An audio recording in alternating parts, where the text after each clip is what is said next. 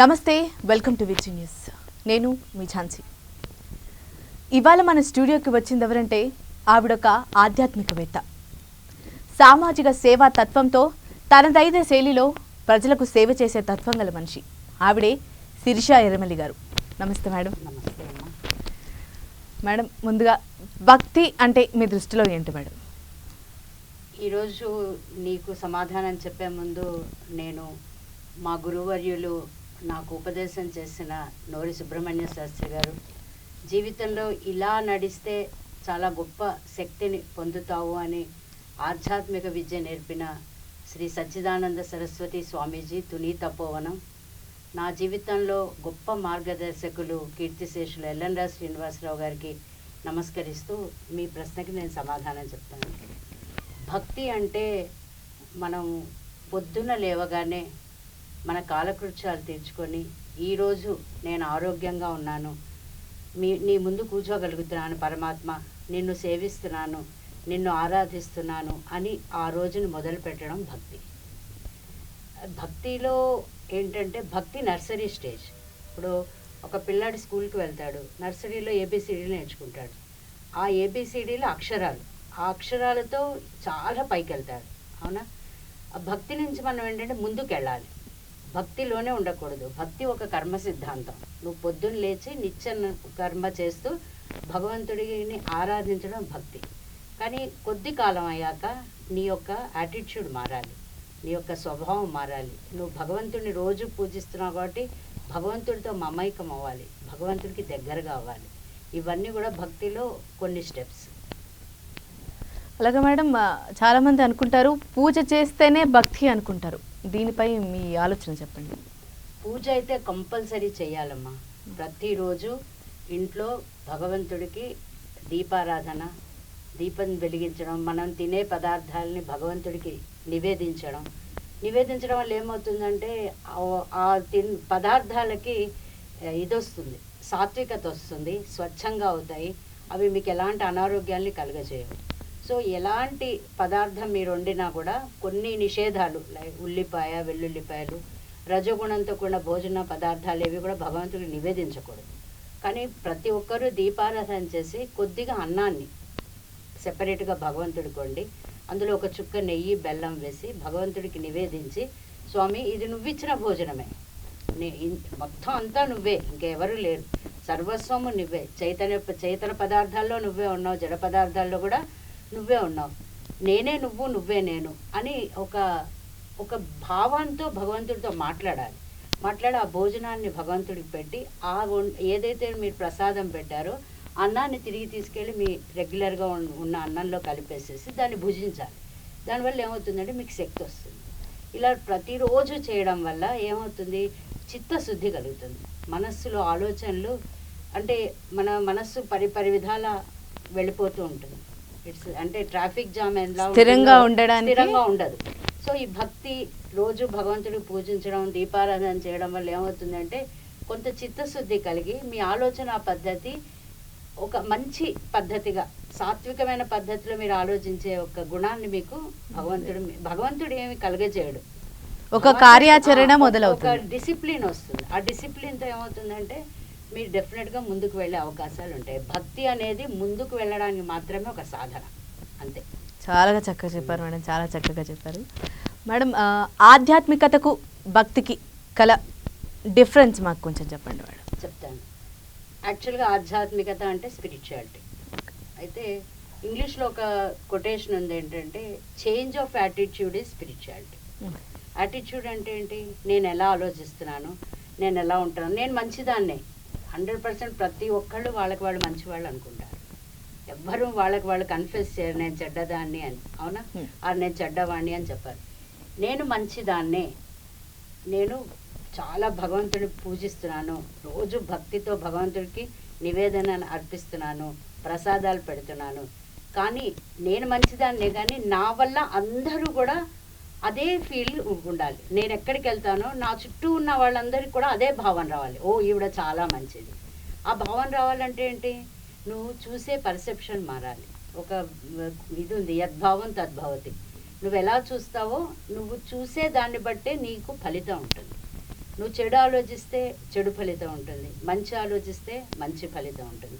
So ఆధ్యాత్మికతలో ఏంటంటే నువ్వు దేవుడిలాగా అయిపోవాలి. ఇప్పుడు దేవుడిని పూజిస్తున్నాం, ఒక స్టేజ్లో మనం దేవుడు అక్కడున్నాడు, నేను ఇక్కడున్నాను. అలా ఎంతకాలం? 20 ఏళ్ళు, 30 ఏళ్ళు. ఏదో ఒక చోట మార్పు రావాలి కదా. ఏబిసిడీలే నువ్వు చదువుతూ ఉండిపోలేవు కదా. ఇదే పూజ చేస్తావు, ఇదే నైవేద్యం పెడతావు, ఇదే కర్మ చేస్తావు, కానీ నీ యాటిట్యూడ్ మారిపోతుంది. ఒక 10 ఏళ్ల క్రితం భగవంతుడు నా పూజా మందిరంలో ఉన్నాడు అనుకుంటున్నాం. ఇవాళ ఏమనుకుంటున్నావు? భగవంతుడు పూజా మందిరంలో కూడా ఉన్నాడు. ఎక్కడ లేడు? సర్వాంతర్యామి, మొత్తం విశ్వమంతా వ్యాపించి ఉన్న అఖండ చైతన్యం భగవంతుడు అనే ఆలోచన నీకు వచ్చినప్పుడు నువ్వేంటి, ఎదుటి మనిషిని కూడా భగవత్ స్వరూపంగా చూస్తావు. ఎప్పుడైతే నువ్వు ఎదుటి మనిషిని కూడా భగవత్ స్వరూపంగా చూసి, ఈ మొత్తం ప్రపంచం అంతా త్రిగుణాత్మకం, సత్వ రజో తమో గుణాలతో కూడుకుంది. ప్రతి మనిషికి వేరే వేరే అభిప్రాయాలు, వేరే వేరే ఆలోచనలు ఉంటాయి. వీటన్నిటినీ కాదని నువ్వు అందరినో పరమాత్మని చూడటం అనేది ఆధ్యాత్మికత. అది ఎలా షార్ప్ ఎడ్జ్ మీద అంటే ఒక పదునైన కత్తి మీద నడవడం, నిన్ను నువ్వు మార్చుకోవడం ఆధ్యాత్మికత. కానీ చాలామంది ఏం చేస్తారు, అమ్మో ఏంటండి మేము 15 ఏళ్ళుగా పూజ చేస్తున్నాం, మా సమస్యలు పోవట్లేదు, ఈ ఈ ఈ సమస్య పోవడానికి ఈ కొబ్బరికాయలు కొట్టాం, ఈ సమస్యకు పోవడానికి ఈ గుడికి వెళ్ళాం. ఇప్పుడు చాలా ఏంటంటే ఈ క్రేజ్ ఎక్కువైపోయింది. ఏంటి, నాకు ఈ సమస్య ఉంది కాబట్టి నేను ఈ 16 వారాలు ఇచ్చా. ఇది క్రేజ్ అంటా నేను. ఎందుకంటే సమస్యని నువ్వు సృష్టించుకున్నావు, సమస్య భగవంతుడు ఇవ్వలేదు. అందరూ తెలుసుకోవాల్సిన విషయం ఏంటంటే సమస్య మీరు సృష్టించుకున్నారు, మీరే సాల్వ్ చేసుకోవాలి. భగవంతుడిని ఏమని పూజించాలి?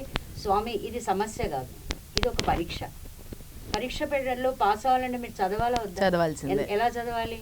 మన పట్టుదలగా కృషితో చదవాలి. చదవడం వల్ల ఫలితం ఉంటుంది అంతే. సమస్య కూడా పరీక్షే. ఆ పరీక్షను నెగ్గాలంటే ఏం చేయాలి? మన ప్రయత్నం ఉండాలి. ప్రయత్నం ఏం చేయాలమ్మా? ఏం చేయాలి? సమస్య పరిష్కారం అవ్వాలంటే ప్రయత్నం ఏం చేయాలి? దాంట్లో ఏ మార్పులు చేర్పులు చేసుకుంటే మనం ముందుకు వెళ్ళగలం 100%. కానీ ఇక్కడ ఇంకొకటి మీరు నోట్ చేయాల్సింది ఏంటంటే సమస్య అని అనుకోకూడదు. ఆ వర్డ్ని అసలు మేనిఫెస్ట్ చేయకూడదు. సమస్య కాదు, ఇది భగవంతుడు నాకు ఎన్నో సుఖాలు ఇచ్చాడు. How many of us are counting our blessings? No one. ఎవరం బ్లెస్సింగ్స్ కౌంట్ చేయం. మనకి ఏదో ఒక చిన్న ప్రమాదం జరుగుతుంది, ఒక ప్రతికూల పరిస్థితి ఏర్పడుతుంది. ఆ ప్రతికూల పరిస్థితి ఏర్పడగానే అనుకూల పరిస్థితులన్నీ మర్చిపోతాం. చాలా మంది అదే చేస్తున్నారు, చాలా మంది అదే జరుగుతుంది. ఇప్పుడు ఏం చేయాలి? ఏదైనా ఒక ప్రతికూల పరిస్థితి ఏర్పడింది, ఇప్పుడు మీరు అన్నారు అది పరీక్ష అనుకున్నప్పుడు ఏమవుతుంది? దాని మీద మీరు అనలైజ్ చేసే దృష్టి మారుతుంది. నిన్నటి వరకు మీరు సమస్య అనుకున్నారు, ఇవాళ దాన్ని పరీక్ష అనుకున్నారు. పరీక్ష అంటే ఏంటి? ఉత్తీర్ణత పొందాలి. ఉత్తీర్ణత పొందాలంటే మీరు అనలైజ్ చేయాలి, ఈ సమస్యకి కారణం ఎవరు? నేనా, ఎదుటి వ్యక్తి? నేనైతే మార్చుకుంటాను. ఎందుకంటే నా స్వభావాన్ని నేను మార్చుకోవడం నా చేతిలో ఉంది. పైగా నేను భక్తురాల్ని, 10-15 సంవత్సరాల నుంచి నిత్య పూజలు చేస్తున్నాను, భగవంతుడికి నైవేద్యాలు పెడుతున్నాను. భగవంతుడు డెఫినెట్గా నన్ను మారుస్తాడు. సమస్య ఎదుటి వాళ్ళలో ఉంది, ఆ మనిషి మారాలి అంటే ఏం చేయాలి? సమస్యను తీసుకెళ్ళి భగవంతుడి పాదాల దగ్గర పెట్టాలి. పాదాల దగ్గర అంటే ఏంటి? మీ మనస్సులోనే ఆ సమస్యని మనసులో ఆలోచించుకొని మీ ఇంట్లో ఉన్న పూజా మందిరం దగ్గర ఆ సమస్యను పెట్టి, స్వామి ఇది సమస్య కాదు, ఇది పరీక్ష, ఈ పరీక్షలో నేను నెగ్గాలి, నువ్వు నాకు శక్తిని అనగానే ఆటోమేటిక్గా ఫ్లో ఆఫ్ ఎనర్జీ మీకు వచ్చి మీరు ఎలా ఇంట్రాస్పెక్ట్ చేస్తారు, ఎలా దాన్ని సాల్వ్ చేస్తారు అనే విజ్డమ్ లెవెల్స్ కూడా మీకు భగవంతుడు ఇస్తారు. దీన్ని ఆధ్యాత్మికత అంటారు. ఆధ్యాత్మికత అంటే ప్రతి ఒక్క రోజు నువ్వు మారాలి. నిన్న నేను వేరు, ఇవాళ వేరు. నిన్నటి మీద నేను చాలా ఇంప్రూవ్ అయ్యాను, రేపు ఇంకా ఇంప్రూవ్ అవుతాను. ఇంప్రూవ్ అంటే ఏంటి? Self introspection. నన్ను నేను అప్పుడు ఏమవుతుంది? భగవంతుడితో మీరు మాట్లాడచ్చు. ఇప్పుడు నా నంబర్ కనెక్ట్ చేయగానే వితిన్ సెకండ్స్ నాకు కనెక్ట్ అయిపోతున్నారు కదా మీరు. ఇదేంటి? ఇదంతా మెటీరియలిస్టిక్ వరల్డ్, ఇన్వెన్షన్స్, ఇవన్నీ మనిషి సృష్టించాడంటే భగవంతుడు ఇవ్వకపోతే మనిషి సృష్టించలేడమ్మా, ఇంపాసిబుల్. Correct madam. ఒక ఫోన్ నంబర్కే 1 సెకండ్లో నేను కనెక్ట్ అవుతున్నాను. వేరే వేరే కంట్రీస్లో ఉన్నవాళ్ళు ఇప్పుడు వీడియో కాల్స్లో మాట్లాడుతున్నారు. అంతకంటే గొప్ప యాక్సెస్ భగవంతుడి హృదయంలో ఉన్నాడు. కానీ నువ్వేం చేస్తున్నావు? బయట వెతుకుతున్నావు. బయట వెతికితే లాభం ఏంటి? హృదయంలో వెతకాలి. నువ్వు భగవంతుడిగా మారాలి. మారడం అనేది డెఫినెట్గా దాన్నే మనం ఆధ్యాత్మికత అని అంటాం. అది భక్తితోనే ప్రారంభమయ్యే అవకాశాలు ఉన్నాయి. భక్తితోనే okay, no option. Nursery pass అయ్యాక మీరు ఎల్కేజీకి వెళ్ళాలి. ఎల్కేజీ తర్వాత యూకేజీ. భక్తిలోనే అది సాధ్యం. కానీ 100కి ఆల్మోస్ట్ 60-70% పీపుల్ భక్తిని వేరేగా అర్థం చేసుకుంటారు. భక్తి అంటే ఏంటి? నేను 5 గంటలు పూజ చేస్తాను, కార్తీక మాసం శివుడికి అలా చేస్తూనే ఉంటాం అభిషేకాలు. కానీ బయటికి ఒకసారి శివుడికి అభిషేకం చేసి నువ్వు బయటికి వచ్చాక నువ్వు ఏ అభిషేకం నువ్వు శివుడికి చేసావో ఆ యొక్క భావనతో రోజంతా ఉంటున్నావా? ఏ భావనతో చేస్తున్నాం అనేది కూడా చాలా ముఖ్యం. చేస్తున్నావా అది కూడా చాలా ఇంపార్టెంట్ కదా. ఇవేవి చేయకుండా నువ్వు 5 గంటలు చేయి, 6 గంటలు చేయి అభిషేకం, అది ఏమి రీచ్ అవ్వదు. ఇది ఎలా అంటే ఇప్పుడు నేను ఐఏఎస్ బుక్స్ అన్ని తెచ్చి ముందు పెట్టుకుంటాను టేబుల్ మీద, చదువుతాను బుక్స్ అన్ని. Can I qualify IAS? నేను అవ్వలేను. ఎందుకు అవ్వలేను? అది ఓన్లీ బుక్ చదువుతున్నాను నేను, చిలుక పలుకు అంతే, చదివి అర్థం చేసుకుంటాను. బట్ నాకు ఆ ఎబిలిటీ ఉండాలి. ఐఏఎస్ క్వాలిఫై అవ్వడానికి నాకు కొన్ని మెంటల్ ఎబిలిటీస్ ఉండాలి. ఆ ఎబిలిటీస్ ఉంటేనే నేను క్వాలిఫై అవ్వగలుగుతాను. ఆధ్యాత్మికతలో కూడా ఏంటంటే it's only your mental ability. You should change, keep changing, every day మారాలి. ప్రతి ఒక్కళ్ళని ఆత్మ భగవద్ దర్శనంగా చూడాలి. ఎక్కడ మీకు ఈ ఇంప్రెషన్స్ ఉండకూడదు. మనకి ఒక్కటి చెప్పు ఝాన్సీ, ప్రతి ఒక్క మనిషిని చూడగానే మనం ఒక ఇంప్రెషన్తో చూస్తాం. మా బాబాయ్ వచ్చారు మా ఇంటికి అనుకుందాం, అమ్మో మా బాబాయ్ నన్ను ఆ రోజు అలా అవమానపరిచారు. అది క్యారీ ఫార్వర్డ్ అయిపోతూనే ఉంటుంది నీ మైండ్లో. ఇంకా నువ్వు అతనితో మంచిగా ఉండలేవు. ఇది ఆధ్యాత్మికత కాదు, ఇది భక్తి కూడా కాదు. రెండూ కాదు. అంటే ఏంటి? భక్తి అనేది కేవలం పిల్లలు ఆడుకునే బొమ్మలాట. ఈ యాటిట్యూడ్ మారకుండా చేసే భక్తి నా ఉద్దేశంలో పిల్లలు ఆడుకునే బొమ్మలాట. దానివల్ల ఎలాంటి ఫలితం ఉండదు. అలా కాకుండా వెంటనే నువ్వు మారిపోతూ ఉండాలంటే విత్ ఇన్ నో టైం నువ్వు ఆధ్యాత్మికంగా మారిపోతావు. నీ యాటిట్యూడ్ మారుతుందంటే ఏంటి? నీ పర్సెప్షన్ మారుతుంది. అప్పుడు నీ పబ్లిక్ రిలేషన్స్ పెరుగుతాయి. నీ చుట్టూ ఉన్న వాళ్ళందరూ నిన్ను ఇష్టపడతారు. నిన్ను అందరూ ఇష్టపడడమే ఆధ్యాత్మికత. నీకేం కీర్తి, పేరు, ప్రతిష్టలు, ఫేమ్ అక్కర్లా. ఓ ఆవిడ వచ్చారు అంటే అక్కడ ఒక ఆరా డెవలప్ అవ్వాలి. ఆవిడ చాలా మంచివారు, మంచిగా మాట్లాడతారు అంటే నువ్వు వేరే వాళ్ళని ఇంప్రెస్ చేయడానికి మాట్లాడకూడదు. అది స్వతహాగా నీలో వస్తే ఆ స్వతహాగా వచ్చిన ఆ స్వభావాన్ని ఆధ్యాత్మికత అంటారు. Correct madam. చూస్తున్నారు కదా మేడం చెప్పిన విషయం. కేవలం భక్తి అంటే పూజలు మాత్రమే కాదు. పూజలు ఓన్లీ చేసేసి వెళ్ళిపోయే ప్రక్రియ ఉండొద్దు. మనసులో భావం ఉండాలి. అప్పుడే మనిషిలో మార్పు వస్తుంది. మేడం చాలా చక్కగా చెప్పారు మేడం. ఇప్పుడు ఆధ్యాత్మికత, భక్తి గురించి మాకు దాని డిఫరెన్స్ ఏంటో మాకు చెప్పారు. ఇప్పుడు ఆధ్యాత్మికత, ధ్యానం, ఆ రెండింటి గల మధ్య భేదాన్ని మాకు చెప్పండి మేడం. ధ్యానం అంటే అండి ప్రతి ఒక్కళ్ళకి వాళ్ళకంటూ ఒక అవగాహన ఉంది. ఈరోజు యాజ్ ఆన్ టుడే ఇండియాలో ధ్యాన కేంద్రాలు బోలెడున్నాయి. అంటే సామూహిక ధ్యానం చేస్తున్నారు, ఇండివిజువల్గా ధ్యానం చేస్తున్నారు. ఎన్నో సెక్ట్స్, ఎన్నో సమాజాలు వచ్చేసాయి. కానీ మేము గురువుల ద్వారా మాకు గురువు గారు ఉపదేశం ఇచ్చారు. ఆ ఉపదేశాన్ని మేమేం చేసాము? జప రూపంలో మార్చాం. ముందు అనుష్ఠానం అంటే ఆ మంత్రాన్ని వల్లెవేయడం మనస్సులో. అలా వేగ ఏమైపోతుందంటే శరీరం మంత్రపిండం అయిపోతుంది. అంటే ఇంకా శరీరంలో మంత్రమే ఉంటుంది, ఏముండదు. ఆలోచనలన్నీ తగ్గిపోతాయి. ఎందుకు తగ్గిపోతున్నాయి? ఎవ్రీ మినిట్ ఆ మంత్రం మీ శరీరంలో అలా ప్రవహిస్తోంది. నది ఎలా ప్రవహిస్తుంది? నది ప్రవహించేటప్పుడు చెత్త చెదారాన్నంతా తీసుకొని వెళ్ళిపోతుంది, అవునా? క్రిస్టల్ క్లియర్ అవుతుంది. అలా మంత్రం ఏమవుతుంది శరీరంలో? అలా చదవగా అనుష్ఠాన బలంతో మీలో ఉన్న ఎలాంటి ఆలోచనలైనా కానివ్వండి, మంచిగా దృష్టి ఏకీకృతం అవుతుంది. అండ్ ఏంటంటే మంచి ఆలోచనకి మీరేమి పొంగిపోరు, చెడు ఆలోచన వస్తే వెంటనే మార్చుకుంటారు. ఇది మంత్ర జపం వల్ల. జపం ధ్యానంలోకి మారుతుంది. అంటే ముందు మంత్రం వల్లే వేస్తున్నారు. కొన్ని సంవత్సరాలు కానివ్వండి, కొన్ని నెలలు కానివ్వండి, డిపెండ్స్ ఆన్ మీ యొక్క ఎబిలిటీని బట్టి. అంతా ఏదైనా మీ ఎబిలిటీనే, బయట ఏమీ లేదు, అంతా లోపలే. మనం చేయగలము అనుకుంటే చేయగలుగుతాం. ఇప్పుడు మీ ఎబిలిటీతో ఏమవుతుంది? మంత్రం అంతా శరీరం వ్యాపించింది. ఆటోమేటిక్గా మీరేం చేస్తున్నారు? జపంకి వెళ్తున్నారు. జపం అంటే 6 గంటల నుంచి 7 గంటల వరకు పొద్దున, సాయంత్రం 6 గంటల నుంచి 7 గంటల వరకు, రాత్రి 9. చాలా మంది ఇలా అనుకుంటారు. చాలా మంది అనుకుంటారు ఈ పర్టికులర్ టైమే చేయాలి, ఇప్పుడే చేయాలి, అదైతేనే ధ్యానం. పొరపాటు అంతా. అసలు గంట సమయం ఏంటి జపానికి? అసలు సమయమే లేదు.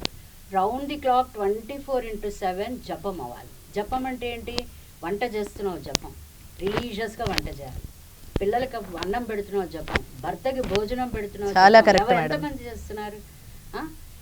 ఇలా ఏంటంటే 24/7 మీరు చేసే ప్రతి పని మీద మీ యొక్క అవగాహన ఉండాలి. ఎంతవరకు నేను కరెక్ట్ చేస్తున్నాను. ఈ జపం కాస్త ఏమవుతుంది, ఇంకా ధ్యానమే ఉందండి. ఇంకా ధ్యానం ఇదే ధ్యానం. మనం రోజు పాటించేవి ఆ, క్రమబద్ధీకరంగా చేసేస్తే అదే ధ్యానం.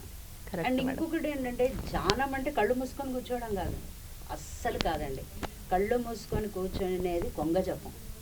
ధ్యానం అంటే కళ్ళు తెరిచి ఏం జరుగుతోంది, ఎంతవరకు కరెక్ట్, ఎంతవరకు నా పాత్ర ఉంది, నేను ఏం చేయాలి, ఈ పర్సెప్షన్స్తో ఒక విజన్ని పెట్టుకొని ముందుకెళ్ళాలి. ఒక విజన్ లేకపోతే అది ధ్యానం కాదు. ధ్యానం ఎప్పుడు కూడా. అండ్ ఇంకొకటి ఏంటంటే పిల్లలకి 7వ సంవత్సరం నుంచి ధ్యానం నేర్పియాలి, భక్తి నేర్పియాలి. ముందు ఓంకారం భక్తి. పిల్లల్ని గుళ్ళు మందిరంలోకి తీసుకొచ్చి, నాన్న ఇక్కడ దేవుడు ఉన్నాడు, ముందు ఇక్కడ దేవుడు ఉన్నాడని చెప్తే ఆ పిల్ల మెల్లమెల్లగా ఆ దేవుడిని మొత్తం ప్రపంచంలో చూడగలరు. ఒకటే రోజు పిల్లలకి ప్రపంచం అంతా దేవుడు ఉన్నాడు, ఈ పూజ గదిలో కూడా దేవుడు ఉన్నాడని చెప్పకూడదు. పిల్లల వాళ్ళ ఏజ్, వాళ్ళ మెంటల్ మెచ్యూరిటీకి తగ్గట్టు మనం మాట్లాడాలి. అలా ముందుకు పిల్లల్ని తీసుకొస్తూ ఉండాలి. 7 సంవత్సరాలకి పిల్లలకి ధ్యానం నేర్పియాలి. అప్పుడు పిల్లని 7 నిమిషాలు కళ్ళు మూసుకొని కూర్చోమన్నారు. ఎంత వయసు ఉందో అన్ని నిమిషాలు. ఆ 7 నిమిషాలు కళ్ళు మూసుకున్నప్పుడు సాధారణంగా పిల్లలు వాళ్ళకి ఏ ఆలోచనలు వచ్చాయనేది వాళ్ళకి తల్లిదండ్రులకు చెప్తారు.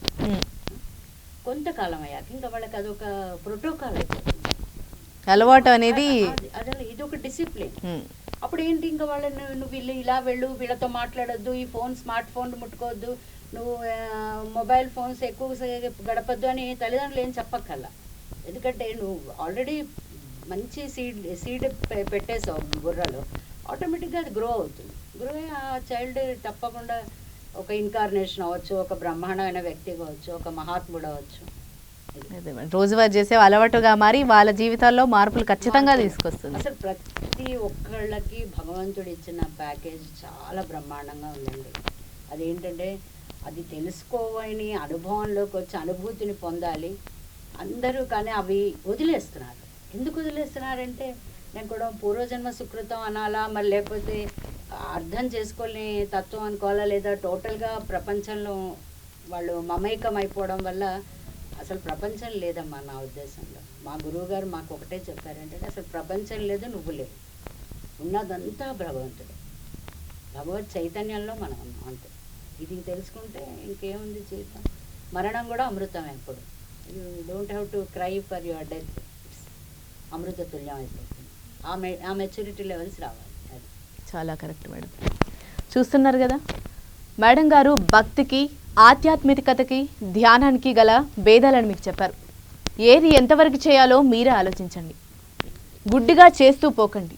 మన ఆచారాలు కరెక్టే, తప్పని అనను, కానీ అందులో భావం కూడా కలిగి ఉండాలి. ఈ మధ్యకాలంలో ఎవ్వరికీ భావంతో పని లేదు. చేశామా వెళ్ళామా అనే ధోరణిలోనే ఉంటున్నారు. మేడం చెప్పిన ప్రతి విషయాన్ని ఒకసారి ఆలోచించండి. చూస్తున్నారు కదా, ఇలాగే మరొక మంచి కార్యక్రమంతో మీ ముందుంటాను. అంతవరకు సెలవు. సెలవు మేడం. నమస్తే. శ్రీమాత్రే నమః.